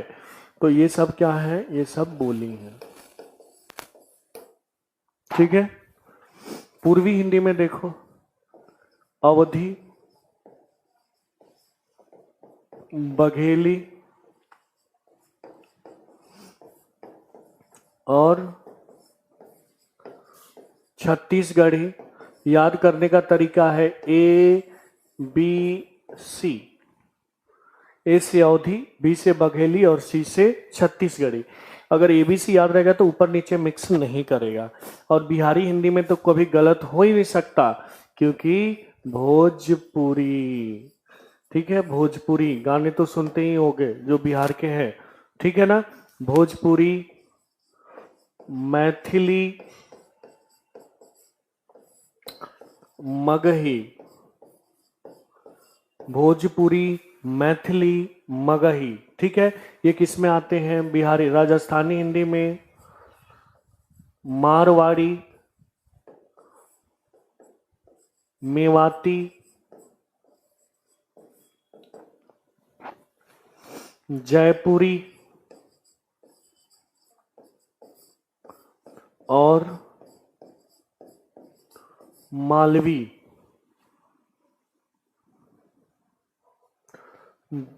डोगरी, डोगरी हिंदी की बोली नहीं है, वो ध्यान देना, हिंदी की बोली नहीं है। अच्छा, हरे राम, ओके। मैथिली है हरे हरे राम रॉय। कत जा रहल छी, अहाँ के कत जा रहल, मैं भी थोड़ा बहुत, हाँ, साथ रहते हैं मैथिली लोग, मैथिल लोग, तो अहाँ के कत जा रहल छी, ठीक छी, ठीक है। बाजू मतलब बोलना, क्यों मैथिली में बोलते हैं, ध्यान रखो। पहाड़ी हिंदी में, पहाड़ी हिंदी में गढ़वाली, गढ़वाली, कुमायूनी, नेपाली, ठीक है। अब जरा काउंट कीजिए तो कितनी बोलियां हो गई टोटल। पश्चिमी हिंदी में 1 2 3 4, यानी पश्चिमी हिंदी की 5, पूर्वी हिंदी की 3, 5 3 8, बिहारी हिंदी की 3, 8 3 11, और राजस्थानी हिंदी की 4, 11 4 15, पहाड़ी हिंदी की 3, कितने हो गए? 18, ठीक है। तो अब तो गलत नहीं होगा। 17 जो जिन्होंने, और 17 और 22 जिन्होंने टिक किया है वो गलत तो नहीं करेंगे, अब परीक्षा में गलत तो नहीं टिक करेंगे। ध्यान रखें, उपभाषाएं कितनी है? 5 है। कौन कौन सी? पश्चिमी हिंदी, पूर्वी हिंदी, बिहारी हिंदी, राजस्थानी हिंदी और पहाड़ी हिंदी। इसका विशेष ध्यान रखेंगे, इसका विशेष ध्यान रखेंगे, ठीक है। पश्चिमी हिंदी में खड़ी बोली, हरियाणवी, बुंदेली, कन्नौजी और ब्रज, ठीक है। तो ध्यान रखना, अवधी, बघेली और छत्तीसगढ़ी, एबीसी याद रखो, एबीसी याद रखो। पूर्वी हिंदी में क्या याद रखो? एबीसी, अवधी, बघेली और छत्तीसगढ़ी। बिहारी हिंदी में भोजपुरी, मैथिली, मगही, भोजपुरी, मैथिली, मगही, ठीक है ना। और राजस्थानी हिंदी में मारवाड़ी, मेवाती, जयपुरी और मालवी, मालवी, ध्यान रखना। फिर से बोल लेता हूं राजस्थानी हिंदी का, मारवाड़ी, मेवाती, जयपुरी, मालवी। पहाड़ी हिंदी में बोल देता हूं गढ़वाली, कुमायूनी और नेपाली। क्लियर है यहां तक? यहां तक क्लियर है? यहां तक क्लियर है सबको? कमेंट करेंगे क्लियर है सबको? क्लियर है सबको यहां तक?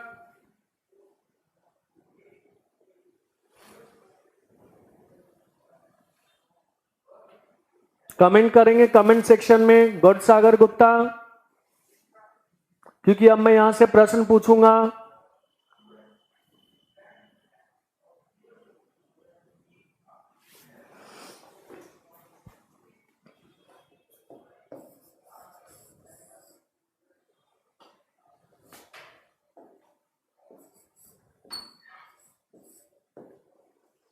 एक बात और, एक बात और ध्यान दो। आपसे पूछा जाता है, आपसे पूछा जाता है पश्चिमी हिंदी का विकास कौन से अपभ्रंश से हुआ? पश्चिमी हिंदी का विकास कौन से अपभ्रंश से हुआ? तो पश्चिमी हिंदी का जो विकास होगा, इस उसका जो विकास हुआ बेटा, सौरसेनी अपभ्रंश से। देखो मैंने पढ़ाया था ना, अब यहां आ गया वो। किससे विकास हुआ? सौरसेनी अपभ्रंश से। किसका विकास हुआ? पश्चिमी हिंदी का। यानी कि पश्चिमी हिंदी की जितनी भी बोलियां हैं सबका विकास किससे होगा? सौरसेनी अपभ्रंश से होगा। जैसे खड़ी बोली पूछेगा तो सौरसेनी अपभ्रंश, हरियाणवी पूछेगा शौरसेनी अपभ्रंश, बुंदेली पूछेगा शौरसेनी अपभ्रंश, कन्नौजी पूछेगा शौरसेनी अपभ्रंश, ब्रज पूछेगा शौरसेनी अपभ्रंश, या ये सब ना पूछ के ये पूछ दे पश्चिमी हिंदी का विकास तो शौरसेनी अपभ्रंश, और पूर्वी हिंदी का विकास तो पूर्वी हिंदी का विकास अर्धमागधी अपभ्रंश, पूर्वी हिंदी का विकास अर्धमागधी अपभ्रंश। देखो यहां लिख दिया मैंने पूर्वी हिंदी का विकास किससे, यहां देखो मैंने ग्रीन से कलर कर दिया अर्धमागधी, यहां भी ग्रीन से कलर कर दिया शौरसेनी अपभ्रंश, ठीक है ना। तो अब आपसे पूछेगा कि अवधि का विकास, तो ऐसे याद रखना अ से अवधि, अ से अर्धमागधी, और ए बी सी, अवधि जैसे ही याद आएगा तो बी सी भी याद आएगा, यानी बघेली और छत्तीसगढ़ी का भी विकास अर्धमागधी अपभ्रंश से, और पूर्वी हिंदी में जितनी भी बोलियां हैं सबका विकास किससे। अब बिहारी हिंदी, मगध कहाँ है, बिहार में है ना, मगध कहाँ है, बिहार में है, तो यहां हो जाएगा मागधी अपभ्रंश। ऐसे याद रखना मागधी अपभ्रंश, क्या याद रखोगे, मागधी अपभ्रंश। बिहारी हिंदी का विकास किससे, मागधी अपभ्रंश से, किससे माग। अब सुनो, राजस्थानी हिंदी का भी विकास सेम जो ऊपर वाला लिखा है शौरसेनी अपभ्रंश से, किससे, शौरसेनी अपभ्रंश से। राजस्थानी हिंदी का भी विकास किससे, शौरसेनी अपभ्रंश से, यानी दो, एक तो पश्चिमी हिंदी का भी विकास शौरसेनी से, और राजस्थानी हिंदी, ये जो उपभाषाएं हैं राजस्थानी हिंदी और पश्चिमी हिंदी, इन दोनों का विकास शौरसेनी अपभ्रंश से होता है। पहाड़ी अपभ्रंश ऐसे याद रखना, घास फूस खस, घास फूस ऐसे खस मतलब घास, घास फूस कहाँ उगते हैं, पहाड़ों पे, तो पहाड़ी हिंदी का विकास किस अपभ्रंश से हुआ, ठीक है, तो खस अपभ्रंश से हुआ, ठीक है ना। क्लियर है यहाँ तक, यहाँ तक क्लियर है, यहाँ तक क्लियर है। और जो अपभ्रंश रहते हैं वो आगे काम आएंगे, लेकिन बीच बीच में मैं आज जो पढ़ाया हूं आज जाके आप रिवाइज करोगे और मैं बीच बीच में पूछता रहूंगा, ठीक है ना। क्लियर है यहाँ तक, यहाँ तक क्लियर है, यहाँ तक क्लियर है, कमेंट करेंगे क्लियर है यहाँ तक, जब मैं पूछूं तभी कमेंट करो, यहाँ तक क्लियर है, गुड। और किसी को कोई डाउट अगर पूछे, खड़ी बोली का विकास शौरसेनी, हरियाणवी शौरसेनी, बुंदेली शौरसेनी, बुंदेलखंड में जो बोली जाती है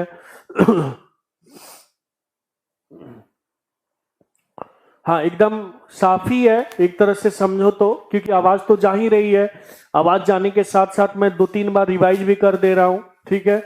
तो पश्चिमी हिंदी खड़ी बोली, हरियाणवी, बुंदेली और कन्नौजी, पूर्वी हिंदी अवधी, बघेली, छत्तीसगढ़ी, बिहारी हिंदी भोजपुरी, मैथिली, मगही, राजस्थानी हिंदी मारवाड़ी, मेवाती, जयपुरी, मालवी, पहाड़ी हिंदी गढ़वाली, कुमायूनी और नेपाली, ठीक है। अब मैं प्रश्न पूछता हूं,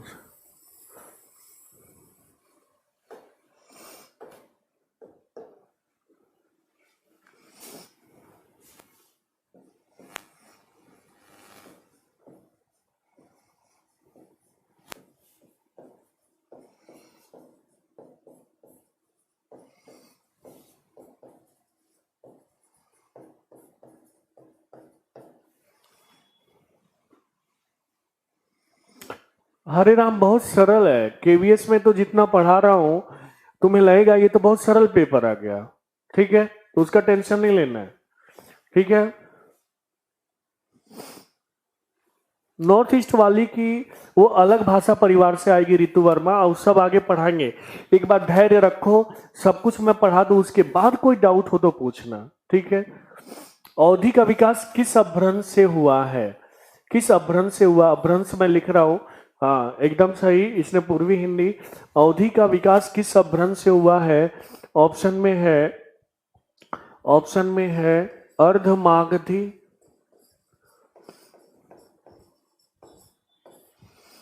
दूसरा ऑप्शन है मागधी, तीसरा है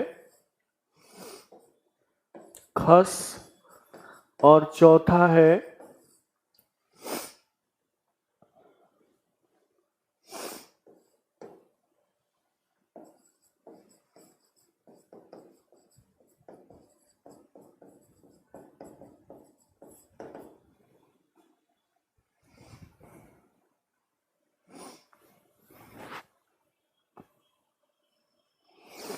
आलोक आप 2 क्यों रिप्लाई दे रहे हो बेटा? मगध कहाँ है? बिहार में है ना? ठीक है, तो मागधी अपभ्रंश से किसका विकास हुआ है? भोजपुरी। और बिहार में ही क्या बोली जाती है? मैथिली। हरे राम रॉय ने बताया भी कि सर मैं मैथिल हूं। और मगही जो पटना के आसपास बोली जाती है। अर्धमागधी का ट्रिक भी बता दिया। ABC, ए से अवधी, बी से बघेली और सी से छत्तीसगढ़ी बता दिया ना। खस अपभ्रंश से घास फूस कहाँ उगते हैं? पहाड़। एकदम यूपी टेट कुछ सब कुछ हो जाएगा, टेंशन नहीं लेना। खस अपभ्रंश गढ़वाली, क्योंकि पहाड़ पे है ना घास। खस गढ़वाली। कुमायूनी ये मत सोचना नेपाल विदेश में बोली जाती है। नेपाल हमारे यहाँ हिमाचल मनाली इन सब जगहों पे बोली जाती है। तो अब अवधि का विकास किससे होगा? तो अर्ध मागधी अपभ्रंश से होगा। क्लियर हुआ? यहां तक क्लियर है? चलो नेक्स्ट प्रश्न है,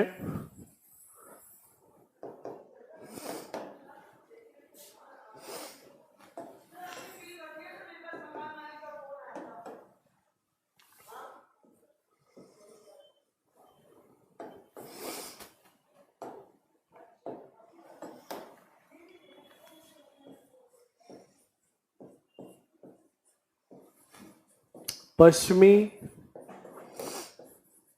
हिंदी के अंतर्गत नहीं आती है।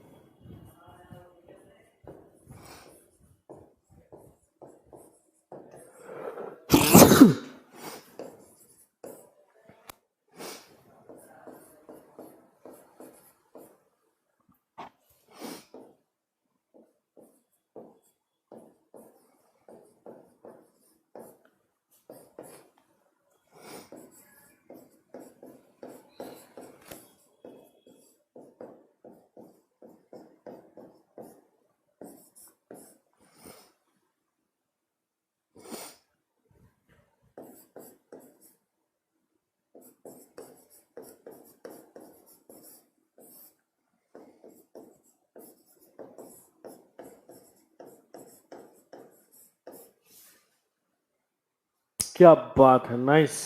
सब लोगों का राइट आंसर है। पश्चिमी हिंदी के अंतर्गत कौन सी नहीं आती? ये, क्योंकि अवधी बुंदेली, चलो तो ये बीच में ऑप्शन है तो गलत है। ठीक है, अवधी बुंदेली और यहाँ अवधी बघेली छत्तीसगढ़ी की जगह बुंदेली दे दिया है, कोई बात नहीं। ये नहीं आती, नहीं ये नहीं आती है तो ये ऑप्शन गलत है। नहीं, ब्रज और बुंदेली तो आती ही है, कन्नौजी और ब्रज भी आती है, हरियाणवी और खड़ी बोली भी आती है। क्लियर हुआ यहाँ तक? तो यहाँ से अगर प्रश्न आएंगे तो गलत नहीं होंगे, यहाँ से प्रश्न आएंगे तो आप गलत नहीं होंगे। अगर पूछ दे पश्चिमी हिंदी का विकास किस अपभ्रंश से हुआ है, तो ऐसे ध्यान रखना, सूरसेन, सूरसेन, ठीक है, सौरसेनी, सूरसेन, मथुरा। तो सौरसेनी कौन से अपभ्रंश से? सौरसेनी अपभ्रंश से। किस अपभ्रंश से? क्लियर हुआ? हाँ,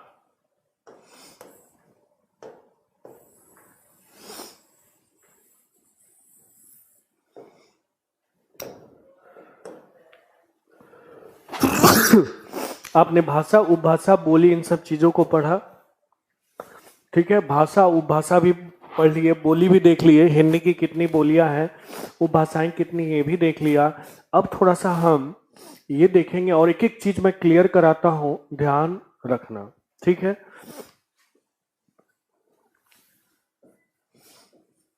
कि कोई भी भाषा है, चाहे वो हिंदी है, उर्दू है, तो भाषा की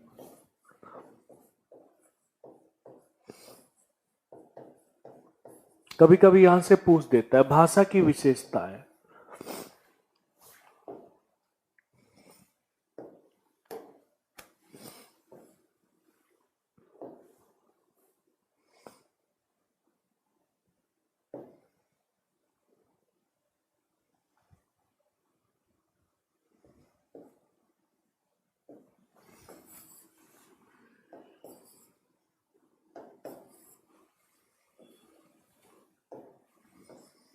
ध्यान देना, भाषा की विशेषताएं की बात करते हैं। हिमांशु गुड इवनिंग बेटा। कोई भी भाषा अगर मैं लिखूं तो देखना समझना, भाषा भाषा जो भाषा है एक सामाजिक संपत्ति है। क्या है? भाषा सामाजिक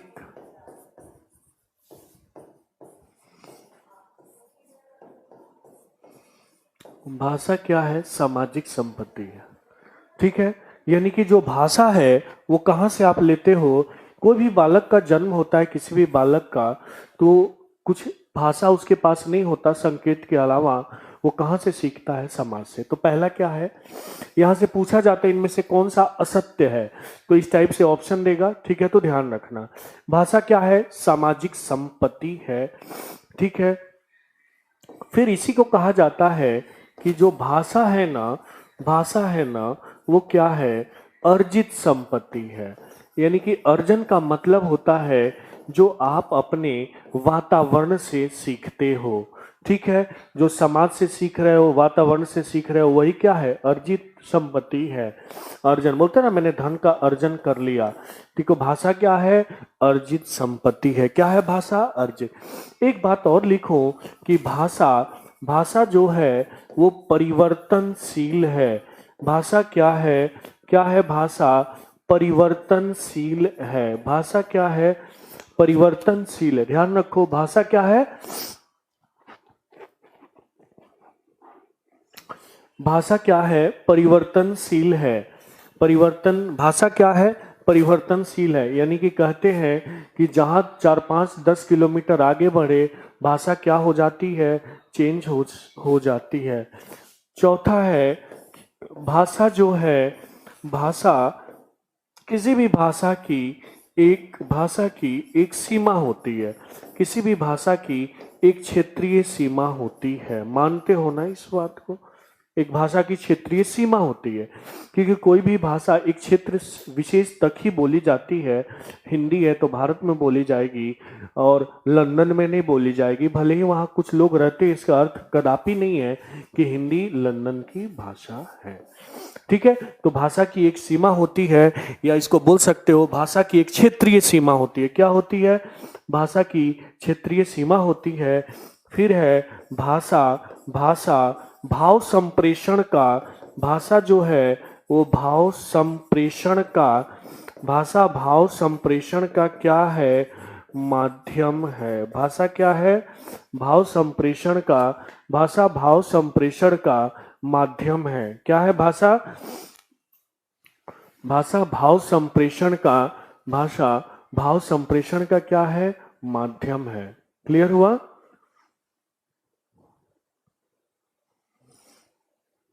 ठीक है, क्लियर हुआ?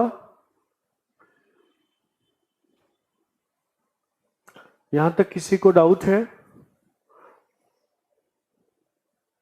कोई भी भाषा है, हिंदी की विशेषताएं ही मैं समझ लो इसे। मोहम्मद दाऊद, कोई डाउट है तो बताइए।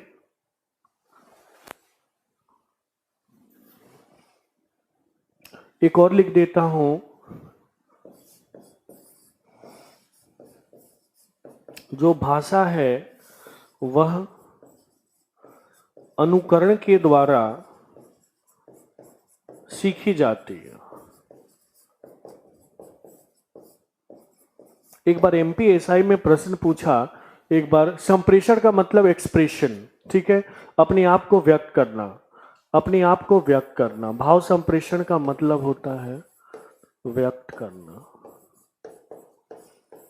ठीक है, अब आपसे एक बार प्रश्न पूछा गया यूपी एमपीएसआई में कि निम्नलिखित में से कौन सी भाषा की विशेषता नहीं है? ऑप्शन था भाषा की क्षेत्रीय सीमा नहीं होती, भाषा अर्जित संपत्ति है, भाषा सामाजिक संपत्ति है, भाषा परिवर्तनशील है। तो पहला ऑप्शन होगा कि भाषा की कोई क्षेत्रीय सीमा, भाषा की कोई क्षेत्रीय सीमा नहीं होती। ये गलत है, प्रत्येक भाषा की अपनी क्षेत्रीय सीमा होती है। अब चलो, अब जो जिसके भी मन में जो डाउट है वो पूछ ले। चलिए, जिसके भी मन में जो डाउट है पूछेगा। मैं कमेंट देख रहा हूं, जो क्वेश्चन लोग पूछ रहे थे तो मैंने मना कर दिया था, वो पूछ लेंगे। प्रिया लिखती हैं, sir please sir Hindi Saturday को भी पढ़ाइए, यूपीएसआई का एग्जाम है। 100% बेटा मैं पढ़ाऊंगा, ठीक है। और इवन संडे को भी अगर टाइम मिलता है तो मैं पढ़ाऊंगा, उसको आपको हाँ टेंशन नहीं लेना है, ठीक है। जब भी मुझे टाइम मिलेगा मैं पढ़ाऊंगा। और अभी देखो बीच में कभी मुझे जाना होता है, आज मैं आपसे बता दे रहा हूँ 4-5 दिनों के लिए, तो उसका मैं बैकअप पहले से दे के जाऊंगा, आपको ज्यादा पढ़ाकर जाऊंगा। अमित मलिक लिखते, सर नमस्कार, आपका बहुत दिनों से इंतजार था। अंकित मैं आ गया, ठीक है। अब इंतजार की घड़ी खत्म हुई, प्रतीक्षा की घड़ी समाप्त हुई। अब मैं आपसे पूछ दूंगा प्रतीक्षा का संधि विच्छेद, इसलिए अब आ गए। सर क्लास डेली होगी, 100% डेली होगी, कल भी क्लास होगी। वीक में 5 डेज का ही प्रपोजल है, 5 से, और मैं कोशिश करूंगा 6 दिन की भी क्लास लेने को, ठीक है। सागर गुप्ता लिखते हैं, सर पीडीएफ मिलेगी क्या क्वेश्चन की? 100% मिलेगी, ठीक है। अब भाषा पढ़ा लेने दो, लेकिन हर टॉपिक को कंप्लीट करने के बाद, ठीक है। तो इस बार पीडीएफ भी मिलेगी, ठीक है। Mohammad Daud, good evening sir ji, welcome, ठीक है। सर यूपी पीसीएस भी कवर हो जाएगा 100%। आज जो पढ़े हो उसको पहले मेरे बोलने से मत मानो कृष्णा, पहले जाके देखो पीसीएस का क्वेश्चन, देखो क्या उसमें आए हुए हैं, तब ये मान लो कि कवर हो जाएगा, ठीक है। लेकिन मैं अपनी तरफ से बोलता हूं कवर हो जाएगा। सेंटेंस एरर करेंगे 100% सौरभ, लेकिन जब पढ़ लोगे ना पूरा हिंदी तो सेंटेंस एरर करवाने की आवश्यकता नहीं होगी, आप स्वतः कर लोगे। डिपेंडर बोलते हैं, सर 1.5 आवर की क्लास हो गया, 2 आवर की? 1.5 घंटे की क्लास होगी। वो उस पर 2 घंटे लिखा था, लेकिन दो की भी हो सकती है, लेकिन मिनिमम 1.5 घंटे की होगी, ठीक है ना। हरे राम रॉय। सर राजस्थान पटवारी से पहले हो जाएगा क्या सिलेबस? राजस्थान पटवारी का एक बार मुझे टाइम बता दो कि कब होने वाला है। मैं नवंबर से पहले सिलेबस करता, नवंबर मैक्सिमम, नवंबर 3, 4, 5, 6 नवंबर तक खत्म हो जाएगा, ठीक है ना। Dhirendra Pratap, good evening sir ji, good evening, ठीक है। आपका वेलकम है, हार्दिक अभिनंदन करते हैं आपका। और बताइए, और किसी को कोई समस्या हो तो कमेंट करेगा। अभी 5 से 6 में अक्टूबर के लास्ट, हाँ नितिन गुप्ता, अक्टूबर के लास्ट, नवंबर के फर्स्ट वीक तक। प्रिया सर कब तक कोर्स कंप्लीट हो जाएगा? मैं ये बता चुका हूँ। हिंदी की कौन सी बुक बेस्ट है? कोई भी बुक बेस्ट नहीं है। सबसे बेस्ट ये है कि आप प्रीवियस ईयर के क्वेश्चन को एनालिसिस करो, प्रीवियस ईयर के क्वेश्चन को एनालिसिस करो, उसको देखो, समझो, साथ साथ मेरा भी नोट्स जो बना रहे हो उसको पढ़ो, ठीक है। बेस्ट तो यही तरीका है, अन्यथा कंफ्यूज हो जाओगे। हिंदी की कौन सी बुक? सर एस्टेट के लिए बहुत है ना ये हिंदी। प्रदीप कुमार 100%, अगर हिंदी कहीं सबसे टफ आती है तो एस्टेट में ही आती है, तो एकदम मैं वही डेप्थ में ही पढ़ाऊँ। सर सुनने में आ रहा है कि यूपीएससी दिसंबर में, नहीं मुझे तो नहीं लगता है, लेकिन दिसंबर, मैं नवंबर अक्टूबर तक लास्ट में हिंदी कंप्लीट कर दूंगा, एकदम टाइमिंग यही रहेगा। हरे राम लिखते हैं, बढ़िया पढ़ाई सर, थैंक यू सर, आपका टॉपिक बहुत अच्छा समझ में आया। Nitin Gupta, thank you very much, बहुत बेस्ट हो सर आप, थैंक यू। हाँ एक बार मैं आप लोग का रिव्यू लेना चाहूँगा कि आज की क्लास कैसी लगी, इसको आप लोग लिखिए।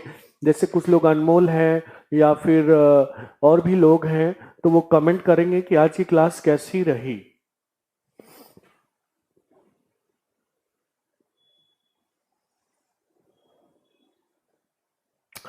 नितिन गुप्ता लिखते हैं बेस्ट, थैंक यू, आशीर्वाद है आपको, आप सफल हो, जिस भी परीक्षा के लिए आप प्रयासरत हो उसमें सफल हो, यही कामना और शुभकामना है।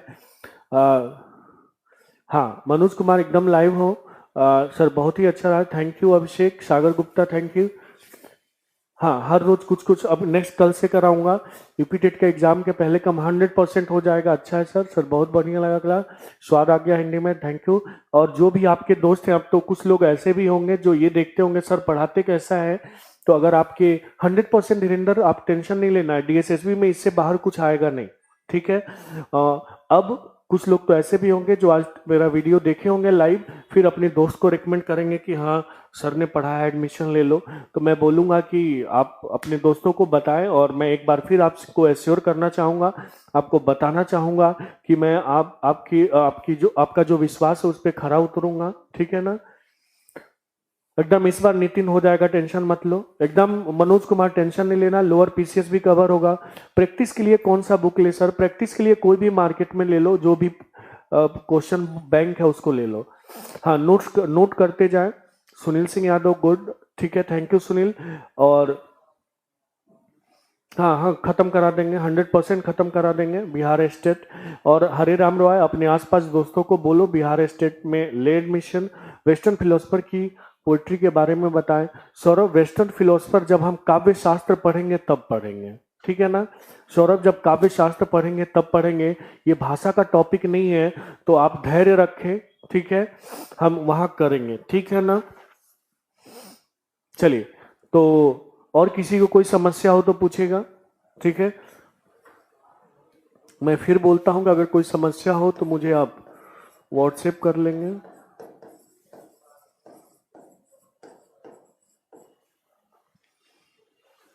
हंड्रेड % डेली क्लास होगी, ठीक है। और आप चाहें तो टेलीग्राम पे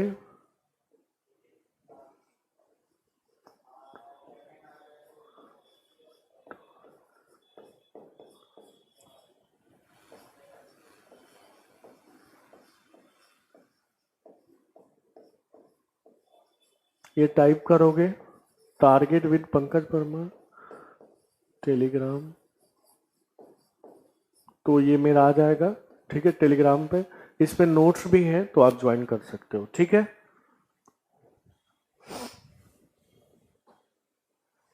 चलिए, अब फिर मिलते हैं, कल मिलते हैं, ठीक है, 7:30 बजे। तब तक के लिए ले लो, कोई भी ले लो, ठीक है। अभी भाषा खत्म होने के बाद, ठीक है, उसके बाद पहले देखो पीडीएफ के ज्यादा चक्कर में मत रहो, वो तो मैं दूंगा। ज्यादा बेस्ट है सेल्फ, खुद से कोशिश करो, ठीक है। ओके, थैंक यू, मिलते हैं फिर कल। तब तक के लिए शुभ रात्रि, आप सफल हो जिस भी परीक्षा के लिए हैं, यही कामना और शुभकामना के साथ मिलते हैं कल।